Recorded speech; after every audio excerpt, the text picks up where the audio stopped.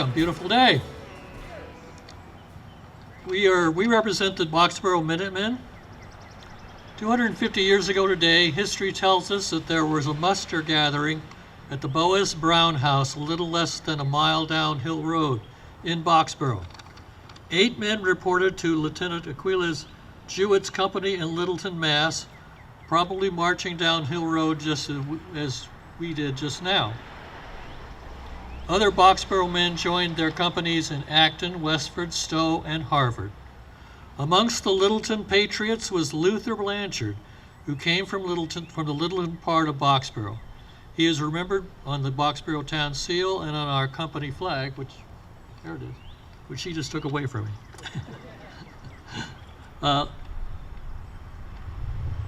Luther was a fifer in the Acton Minutemen. He was wounded at North Bridge. Later in 1775, he died from his wounds and is buried in the cemetery on King Street. This morning we remember the brave patriots who marched off to defend their rights on April 19, 1775. Firing party, you want to fall out?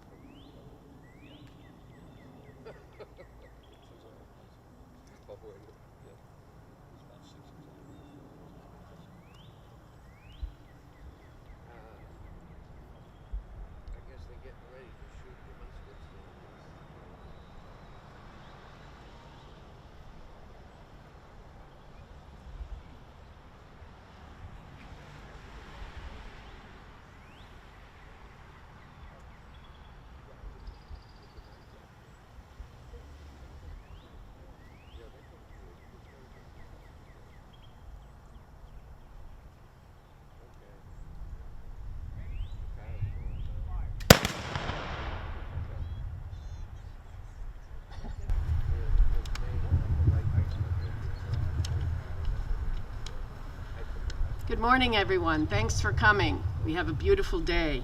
I'm Linda Stein. I'm the chair of the Littleton Historical Commission. I want to thank the Boxborough Minutemen for being here, and they'll be here at Fay Park and Littleton Historical Society later today. Rituals such as anniversaries in our personal lives or of public events can hold much meaning for us. Today we reflect on those 2 historic days in April 1775, 250 years ago, when Paul Revere and others rode on horseback the night of April 18th to alert colonists of approaching British soldiers, and of April 19th when the battles of Lexington and Concord and Menotomy, now Arlington, began the American Revolutionary War for independence from British rule. Here in Littleton, it was Edward Weatherby who rode from Acton to let us know of the coming of the British troops. Drills were conducted right here at Liberty Square before the colonist and British conflict began. The Littleton militia supposedly chose to train here at Liberty Square, in part because it was high enough for signifiers to be seen by neighboring towns. After training, the militiamen often went to the Lawrence Tavern on Crane Road near Liberty Square, or to the Fox Tavern on Foster Street to discuss the latest news of the war. On April 19, 1775, 46 men from Littleton proceeded to Concord. Most marched on to Cambridge to participate in the first battles. 150 Littleton men served during the War of Independence, which was 75% of the town's male population. Even before then, in 1770, at a Littleton town meeting, residents voted to not knowingly, directly, or indirectly purchase any British goods. In 1773, Littleton town meeting voted to accept a report that said, "In consequence of some acts of the British Parliament, we fear our peace and security will be disturbed, and that we shall no longer fully enjoy the advantages of government that we have up until now." Recently, I read a moving letter from Lech Walesa, former president of Poland and a Nobel Peace Prize winner. Mr. Walesa was also known before his presidency for leading the pro-democracy solidarity movement in Poland. The letter I read from March 3rd of 2025 was from Mr. Walesa and 39 former Polish political prisoners to Donald Trump. In his letter, Mr. Walesa said that history shows that when the U.S. distances itself from democratic values and the European allies, it ultimately endangers itself. On this 250th anniversary of Patriots' Day, we reflect on what the first Patriots' Day long ago in 1775 still means to us in modern times. The American Revolutionary War was fought for freedom from a tyrannical government. Today, 250 years later, people around the globe are still fighting for their freedom and are concerned about protecting the freedoms that they and we have come to take for granted. Thank you. Good morning.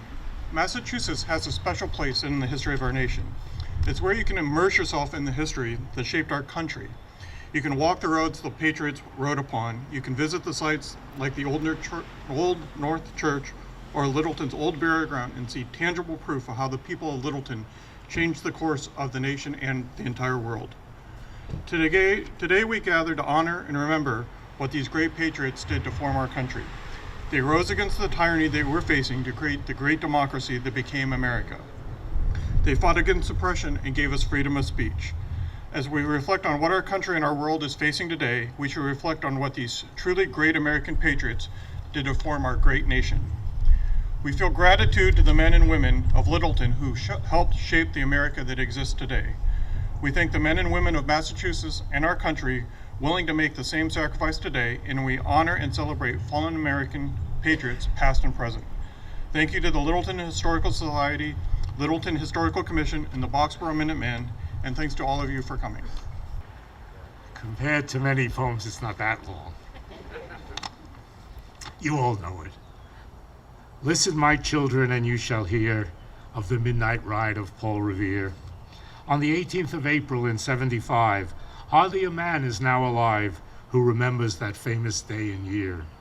He said to his friend, if the British march by land or sea from the town tonight, hang a lantern aloft in the belfry arch of the North Church Tower as a signal light.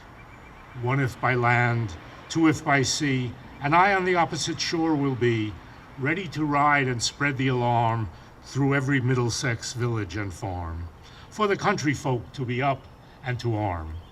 Then he said good night, and with muffled oar silently rowed to the Charlestown shore, just as the moon rode over the bay, where swinging wide at her moorings lay the Somerset, British man of war. Across the moon like a prison bar, and a huge black hulk that was magnified by its own reflection in the tide. Meanwhile his friend through alley and street wanders and watches with eager ears, till in the silence around him he hears the muster of men at the barrack door, the sound of arms and the tramp of feet, and the measured tread of the grenadiers marching down to their boats on the shore. Then he climbed to the tower of the church, up the wooden stairs with stealthy tread, to the belfry chamber overhead, and startled the pigeons from their perch on the somber rafters that round him made masses and moving shapes of shade. By the trembling ladder steep and tall, to the highest window in the wall, where he paused to listen and look down, a moment on the roofs of the town, and the moonlight flowing over all. Beneath in the churchyard lay the dead, in their night encampment on the hill, wrapped in silence so deep and still that he could hear like a sentinel's tread the watchful night wind as it went, creeping along from tent to tent, and seeming to whisper all is well. A moment only he feels the spell of the place and the hour and the secret dread of the lonely belfry and the dead, for suddenly all his thoughts are bent on a shadowy something far away, where the river widens to meet the bay, a line of black that bends and floats on the rising tide like a bridge of boats. Meanwhile, impatient to mount and ride, booted and spurred with a heavy stride, on the opposite shore walked Paul Revere. Now he patted his horse's side, now gazed on the landscape far and near, then impetuous stamped the earth, and turned and tightened his saddle girth. But mostly he watched with eager search the belfry tower of the Old North Church, as it rose above the graves on the hill, lonely and spectral and somber and still. And lo, as he looks on the belfry's height, a glimmer and then a gleam of light. He springs to the saddle, the bridle he turns, but lingers and gazes till full on his sight a second lamp in the belfry burns. A hurry of hoofs in the village street, and beneath from the pebbles in passing a spark, struck out by a steed that flies fearless and fleet. That was all. And yet through the gloom and the light, the fate of a nation was riding that night. And the spark struck out by that steed in his flight kindled the land into a flame with its heat. He has left the village and mounted the steep, and beneath him, tranquil and broad and deep, is the mystic, meeting the ocean's tides, and under the alders that skirt its edge, now soft on the sand, now loud on the ledge, is heard the tramp of his steed as he rides. It was 12 by the village clock when he crossed the bridge into Medford town. He heard the crowing of the cock and the barking of a farmer's dog, and felt the damp of the river fog that rises when the sun goes down. It was 1 by the village clock when he galloped into Lexington. He saw the gilded weathercock swim in the moonlight as he passed, and the meeting-house windows, blank and bare, gazed at him with spectral glare, as if they already stood aghast at the bloody work they would look upon. It was 2 by the village clock when he came to the bridge in Concord town. He heard the bleating of the flock and the twitter of birds among the trees, and felt the breath of the morning breeze blowing over the meadows brown. And one was safe and asleep in his bed, who at the bridge would be first to fall, who that day would be lying dead, pierced by a British musket ball. You know the rest. In the books you have read how the British regulars fired and fled, how the farmers gave them ball for ball from behind each fence and farmyard wall, chasing the redcoats down the lane, then crossing the fields to emerge again under the trees at the turn of the road, and only pausing to fire and load. So through the night rode Paul Revere, and so through the night went his cry of alarm to every Middlesex village and farm. A cry of defiance and not of fear, a voice in the darkness, a knock at the door, and a word that shall echo forevermore. For born on that night, wind of the past, through all our history to the last, the people will waken and listen to hear the hovering hoofbeats of that steed and the midnight message of Paul Revere. Thank you. We will now honor the Patriots Day Minutemen of 1775 from Littleton and surrounding towns, whose names are on the monuments at this site, with a laying of wreaths at the monuments, and finally a playing of taps.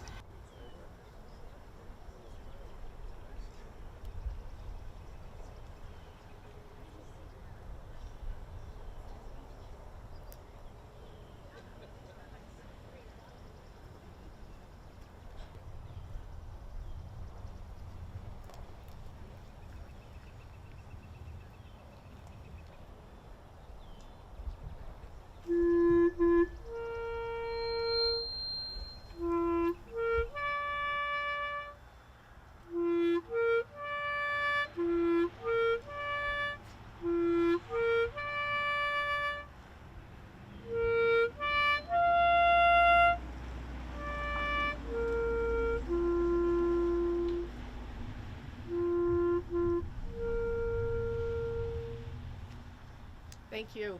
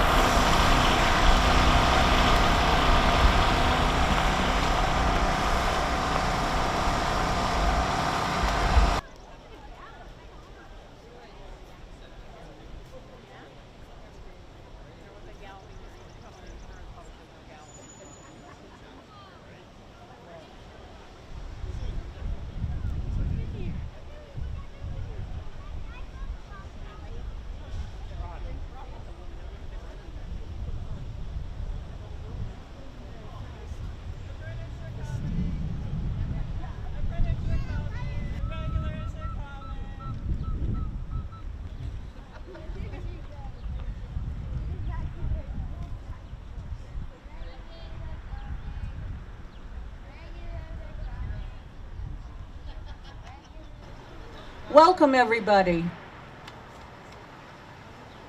I'm going to tell you the story of Edward Weatherby. In the time in which we now live, if we want to send out an urgent message to a lot of people, we might post it on social media or send out a group text or email. In the 1700s, this was not an option. In order to communicate with lots of people, rifles might be fired or church bells might be rung. Lanterns hung in a belfry might also work. But what about citizens in far-flung towns and villages? Word of mouth from someone on horseback was as good as it got. Everyone has heard of Paul Revere, and most know of William Dawes and Samuel Prescott. Revere and Dawes rode from Boston in the dead of night into the April countryside in 1775 to warn the colonists that an attack from the Redcoats was imminent. They were headed first to Lexington and then on to Concord, pursued by the Redcoats. Along the way, they met Dr. Samuel Prescott and enlisted his help. Doctors in those days, because they went to people's homes, there were no medical centers, knew the people and the landscape well and tended to have good horses. In Lincoln, the three men were captured by a British patrol. Dawes and Prescott managed to escape, the doctor jumping his horse over a stone wall and picking his way through dense forest and swamp. When he got to Concord, Prescott alerted the citizenry and then continued to Acton. But Revere, Dawes, and Prescott weren't the only ones out that night. As they rode through the dark, they alerted people along the way. Much planning had led up to this night. Community leaders such as ministers, doctors, and lawyers, as well as militia leaders and family networks were ready. Prearranged signals like ringing church bells, musket shots, and the beating of drums alerted the townspeople. Many other riders, upon hearing the news, fanned out into the outlying towns to spread the word to residents and militia leaders, who in turn mustered the local companies and marched to Concord. When Dr. Samuel Prescott reached Acton, two other riders continued in the direction of Littleton. Edward Bancroft, who rode straight down the Great Road, which we know as 119, and Edward Weatherby. Edward Weatherby rode from Acton in the early hours of the dawn on April 19th, following what was then the old Mohawk Trail and is now Route 2A. He rode right past here. Crossing over the Beaver Brook on the bridge that now leads to Route 495 overpass. It was he who warned the people of Littleton, likely stopping at the nearby Fox Tavern, which is where our Edward Weatherby just came from, continued on the way to Shirley, Lunenburg, and Fitchburg. Edward Weatherby was born December 20th, 1752 in Stowe, Mass. He served in Captain Joseph Robbins' Acton Military Company as of September 29, 1774. He married Eleanor Davis in 1777 in Acton, and they had 6 children. After the Revolutionary War, he lived in a small house at 75 Great Road in Acton. In 1777, he was granted a retail license, and around 1802, he built a house at 65 Great Road. In 1803, he obtained a tavern license for the new house, and he ran an inn and stagecoach stop. In Volume 1 of the History of Middlesex County, Hurd says, Weatherby's Tavern was known from the Canadian line to our metropolis and was a temporary mecca of drovers and drivers of baggage wagons for more than half a century preceding the advent of the railroad. The handsome brick tavern building with its 4-cornered chimneys still stands. Edward Weatherby died January 12, 1813, and is buried at Woodlawn Cemetery in Acton. Now, 250 years later, we can look back on the actions of these brave men and thank them for setting the stage for the creation of the first democratic republic, a government of the people, by the people, and for the people. Our forefathers understood the importance of fighting against the tyranny of a monarch. Thank you.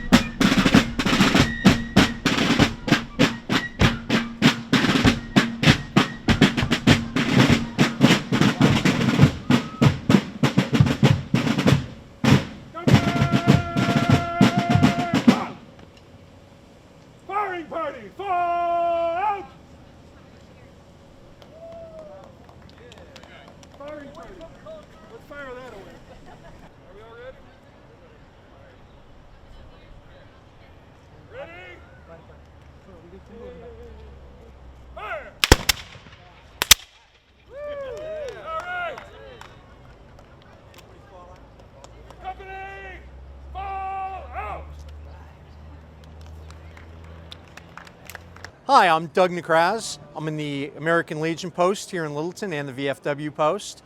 And it's a great day here on the 250th anniversary of Patriots Day, the shot heard around the world. The 250th anniversary of Patriots Day is an important milestone, not just here in Littleton and America, but throughout the world. The shot heard around the world shows everyone everywhere in the world that they can embrace freedom and take charge of their own destiny. And today, the American Legion is here not just to support the veterans that continue the mission of the Minutemen that morning, but to remind the public that we're here looking out for the rest of America. Yeah, well, the 250th anniversary of the beginning of the American Revolution isn't just about Concord and Lexington. And in fact, many of my communities sent soldiers, sent support to fight the British, including here in Littleton. So I wanted to come by here and listen to the Littleton Historical Society, see Mr. Weatherby ride on his horse, and really take in the fact that Littleton has incredibly rich history dating back well before the Revolution began. And of course just meet up with constituents and catch up with them, and I think they really appreciate the Littleton Historical Society and the 250th Committee's work to make today a special day to remember our country's history. As Captain of the Minutemen, I'm elected to serve for this year. It's a heavy lift to organize this parade today, and the lieutenant organizes Pfeiffer's Day, which is a lot, but you don't have to do a lot to be a part of the Minutemen. All we ask is that you have an interest in serving the community and an interest in having fun. We're not a group who believes in perfection in our dress or our accoutrements. We're not really a reenactment group. We're more a community service group who enjoys the smiles on the faces of the kids when we do the parades and giving back to the community and really participating and being a part of the community.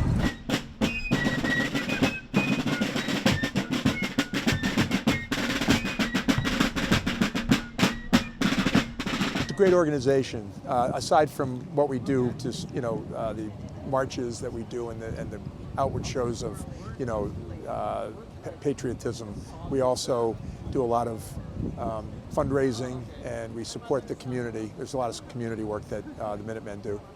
And it means a lot for me to be part of this company, to pray together with others. It's always a very good community, be supportive, and I'm grateful to be part of them. And then especially this year is 250th anniversary. It's kind of like once in your life to be part of the history, not just for this community, but for the America, for the whole world. Yeah, it means a lot for me. For me, it's thinking back to the original group of Minutemen that banded together to meet the British in Concord. Just trying to put myself in their place and imagine. It's not as they were certainly trained in order to protect their town and surrounding towns. So it wasn't like they were farmers that picked up their pitchforks and went off to battle. They were certainly trained, but nevertheless, they were up against the most powerful army in the world at the time, and the passion that they brought for independence and the bravery it took for them to continue that day and go all the way into Concord and actually engage the British troops is something that is meaningful to me, not just today, but every Patriots Day that we walk in their footsteps. But it was a good feeling in Concord today. Very large and happy crowd there, and we got nothing but cheers and support the entire way. We stopped and listened to ceremonies at North Bridge. We couldn't hear much from where we were standing, but we heard a lot of cheers, and we continued the march, and it was just a wonderful experience today. It was honestly just really cool seeing a big event like this and being part of it. I mean, it was nice to just see a bunch of people cheering for everyone getting together. There were a lot of political signs, which are definitely interesting to read. And I don't know, it was a cool sense of community, I guess. I liked learning a lot of the history about what all has happened. I thought the crowds were just great to see that many people that were coming out to see us. Of course, there were a whole lot of other, fife and drum corps and bands and that sort of thing out here, so I hope everyone had a whole lot of fun. It's a great group to be part of. Always things going on. I'd recommend anybody in town who's new to town or wants to make more connections to get involved with this. You can do many different things, as much as you want to do. You can march or not march if you don't want to. You can be involved in civic activities. It's a great way of meeting other people in town and being part of a small town life. Actually, it's really part of being part of a small town that I think is very important to us all. Well, good afternoon. Thank you all for coming to our event today. This is the April 19th Patriots Day celebration. We're at the lawn of the Houghton Memorial Building. We started at 10 o'clock up at Liberty Square and had a great celebration up there. A lot more people than usual. And then we started here at 11 o'clock. We had Edward Weatherby portrayed coming in on a horse to warn us that the war had started. And then we had speeches here on the lawn. I want to thank the Boxborough Minutemen especially for coming and joining our celebration. Alan Rohr is here from Boxborough. How was the celebration today? Very good. It was a very nice ceremony up at Liberty Square. You guys do it in the evening, always on April 19th. But we did it in the morning, and they had a good crowd, and then we came down here and participated in this celebration here. So, thank you. And Rachel Robinson is with the Historical Commission. She's one of the commissioners that kind of spearheaded the whole thing. So Rachel, thank you for taking lead on that. And if you have any comments on what we've done today. I think it's been a wonderful turnout. Pleasantly surprised with the weather. Last Saturday we had snow, so I think I definitely had a little bit of an anxiety fit when I woke up to see snow on the ground a week ago, Saturday. So this has just been a lovely thing that we could do for the town. As said, usually it's the event that we have is 7 p.m. Always on April 19th, and because it's a 250th and it's a Saturday, we felt like we could move it earlier and have a better event for the town and kind of make it a more fun thing. It's not something that we could necessarily start and do all this starting at 7 p.m. So this has been a lovely turnout, and the weather's been great, and everyone's been very receptive. We've had Dirigible Brewing Company, Littleton Group. They worked with the Acton 250th Committee to make a beer specialty for the event. So it's really fun. We've had that. So there's been some fun specialty things, and this Littleton Sub Shop has been really wonderful, providing us with pizza. We're very grateful to them, and to the Historical Society for being a lovely venue, and Spey Park and the Fire Department and the Police Department for all of their help, and DPW.